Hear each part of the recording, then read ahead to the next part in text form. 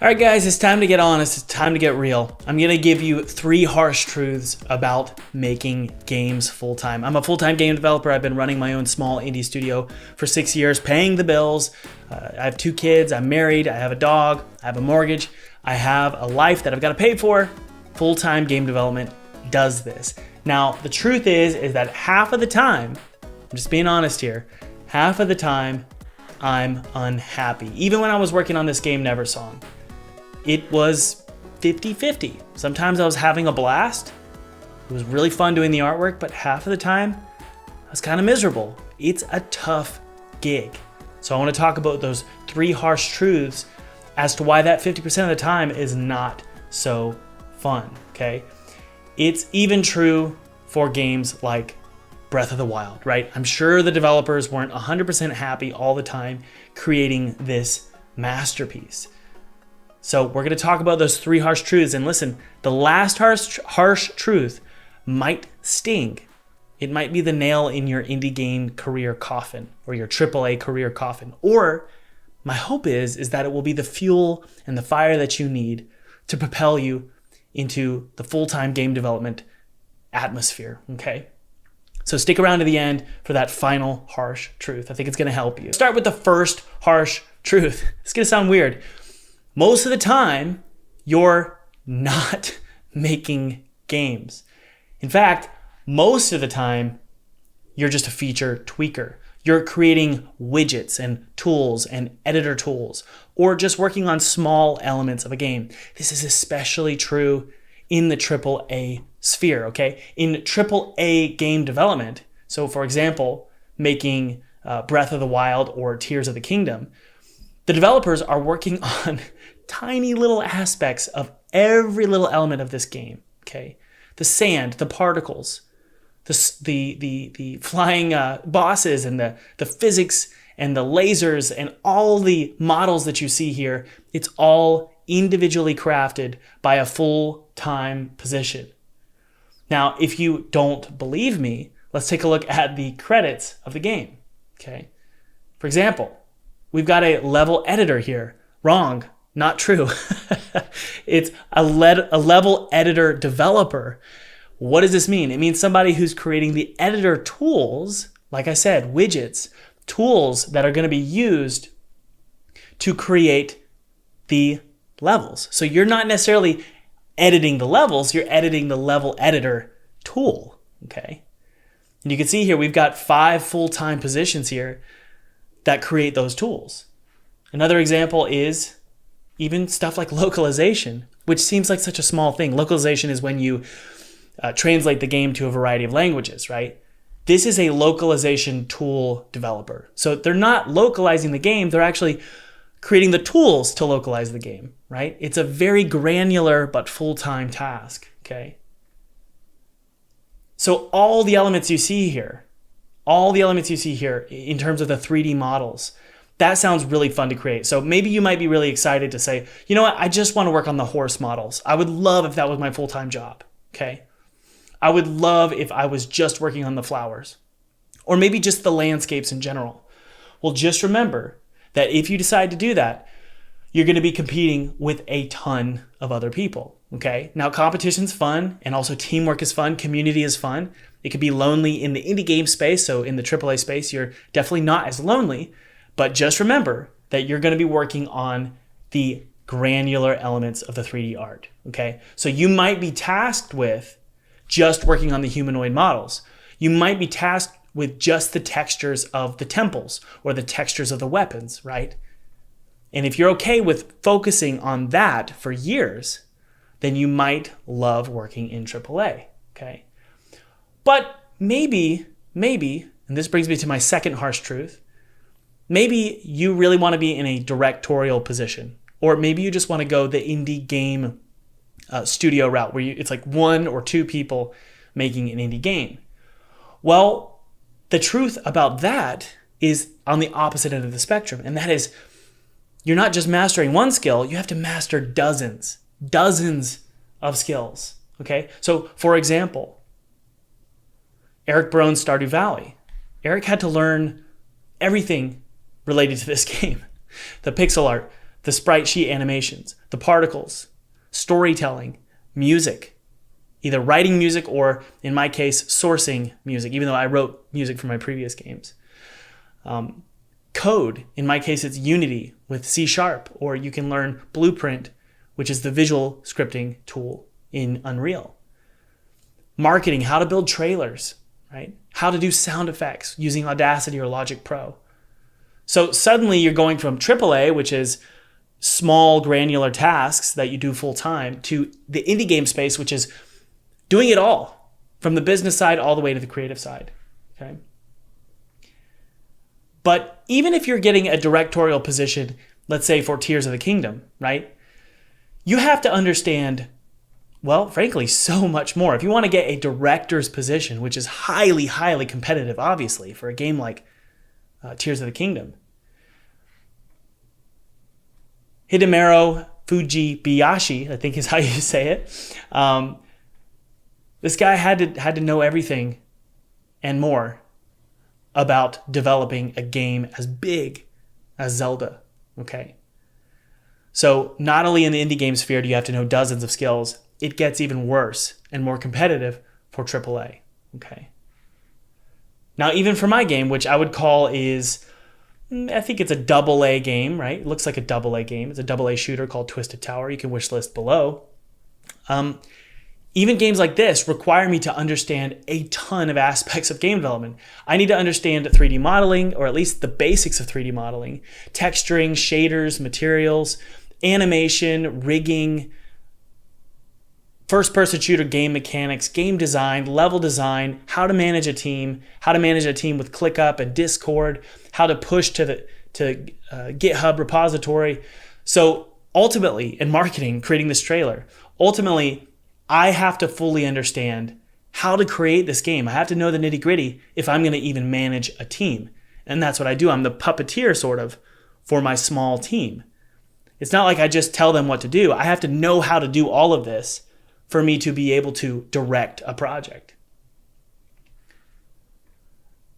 So again, just for full clarity, by the way, this is me. I was Googling a picture of my face for this presentation and this came up. Does this look like me?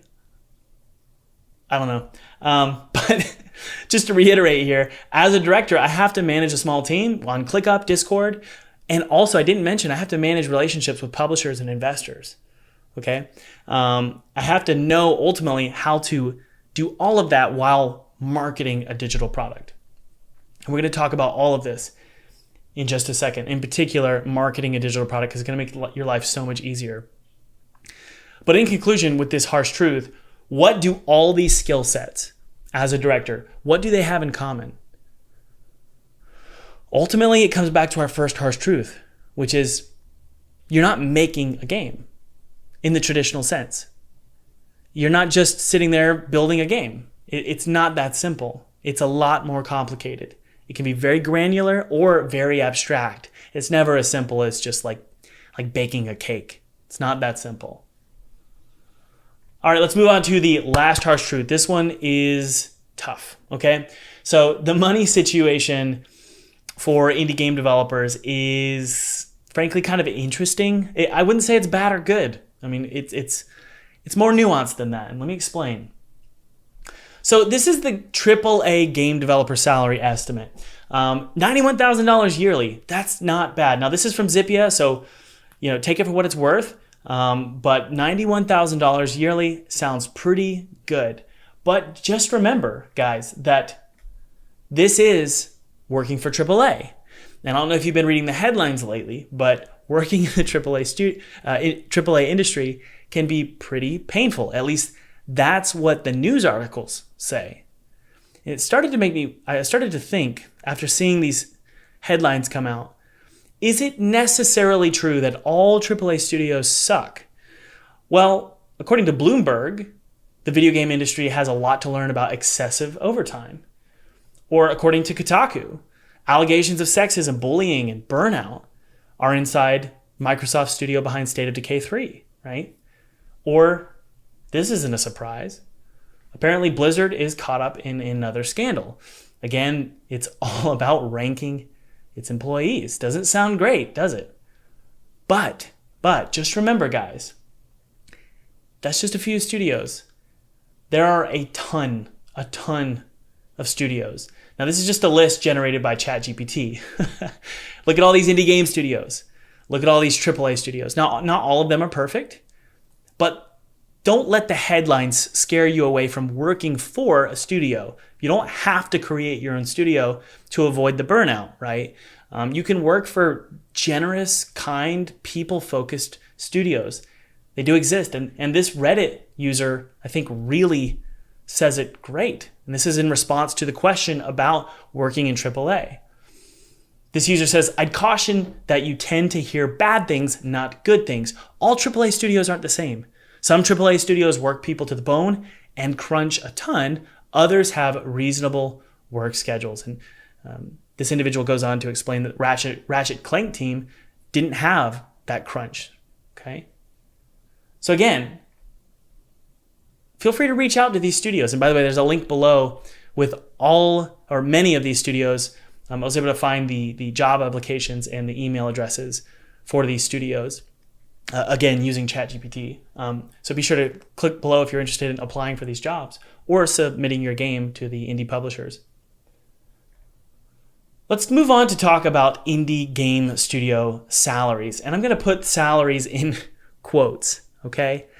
Indie game salary is a strange term because I've been an indie game developer for, I think, a decade. I never would have called it salary. I call it revenue, right? I'm not salaried. I'm not being paid by somebody other than Steam or Nintendo or Xbox or my publishers. I'm not getting a salary.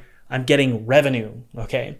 So that's the data that I think matters. You can look up an indie game developer's salary. Instead, you should really look at how much are indie games selling on Steam. And Chris Zakowski is my all-time favorite indie game marketer. He's so smart about analyzing indie games and the marketing data.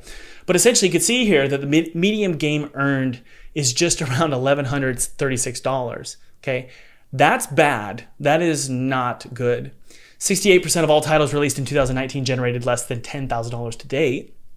91.5% of all titles earned less than $250,000. 96% of all games generated less than $1 million. Okay, so all those stories of millionaire game devs you hear, it's kind of similar to all the bad headlines you hear about AAA. It's the one-offs. It's the few and far between fringe, okay? The average we can see here is generating less than $10,000 to date. But I want to encourage you here. So that might have been painful. That's a harsh truth. But I thought about this while creating this presentation, and I realized that I've been overthinking this data, or maybe not thinking about it enough. So I put together this little graphic here. Not all indie games are equal, okay? I know this sounds harsh, but it's actually, I'm trying to help you guys. Not all indie games are actually games. I've put little check marks here to show these are the individuals, or these are the games that are quote unquote real games. Everybody else here is what I'm going to call zombie games, trashy shovelware or asset flip games that the developer didn't really care about to begin with. But these check marks are games that were developed over the course of a year, 2, 3 years by developers who know how to make games. And if you're working on your second game or your third game, that's you. And I apologize because I know a lot of you who are working on your first game might be offended. Just know your first game probably isn't going to be successful. It's probably going to be that game that makes $1,000. That's just statistical data. That's just the way it is. I know that's kind of frustrating or difficult to hear, but if you want to make indie games, you need to be in it for the long haul. And if you want to have that green check mark above your head, you need to be on your second or third game. So those are the real games. By real, I mean the commercially viable games, okay? Hope that makes sense. The commercially viable games, then they're not out of the woods yet, okay? They also have to know how to scream and shout, aka market themselves, okay? The real games need to shout louder than the zombie games if they want to succeed. And you can see here, one of my buddies, Gavin, who made a game called Choo Choo Charles, incredible marketing skills, created some insanely viral vlogs on YouTube. Or my buddy David Whaley, who made this game called The First Tree. again, getting great marketing coverage from Rock, Paper, Shotgun, okay? Or my buddy who created Cult of the Lamb. This is Jay Armstrong. He created this game called Cult of the Lamb, and Cult of the Lamb actually finalizes or sums up my final point here about the harsh truth here. Jay Armstrong accomplishes something in this game better than any game I can think of. He accomplishes what I'm going to call the Trinity hook. The Trinity hook are 3 hooks. What's a hook? A hook is something that grabs your attention. When you see this, does it grab your attention? Yep, that's the visual hook, okay? Now, when you see the callouts on screen here, describing the gameplay and the mechanics, those are the mechanical hooks. So in this case, it's a game where you build a cult. That's a mechanical hook. It's also kind of a story hook as well, okay? If you can find 3 hooks, you have the Trinity hook. That Trinity hook is what allows you to stand out in this massive crowd of games. So not only do you need to have a quote-unquote real game, a decent game, maybe your second or third game, but also you're marketing it with the Trinity hook. Now listen, this is easier said than done. It is easier said than done. This is actually the hardest thing to do in a game. The hardest thing in game development is this right here. It's not the technical side. It's not building a team. It's not the money. It's this. Most people don't know how to create the Trinity hook. And I'm still learning how to really master the Trinity hook. You need to create a mechanical hook. Kind of think about like Portal, okay? Portal's mechanical hook is the portal, right? That's what helps sell the game, is just this idea that you can go through portals. Visually, it looks incredible, at least for its time. It looks kind of like Half-Life. But also just the visual of the portal is cool too.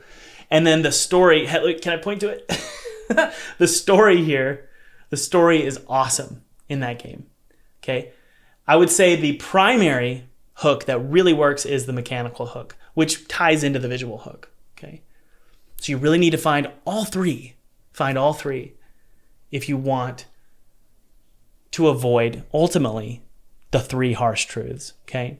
This right here is the solution to all 3 harsh truths, okay? I hope that was helpful, guys. This was really, really fun. I will talk to you later. Cheers.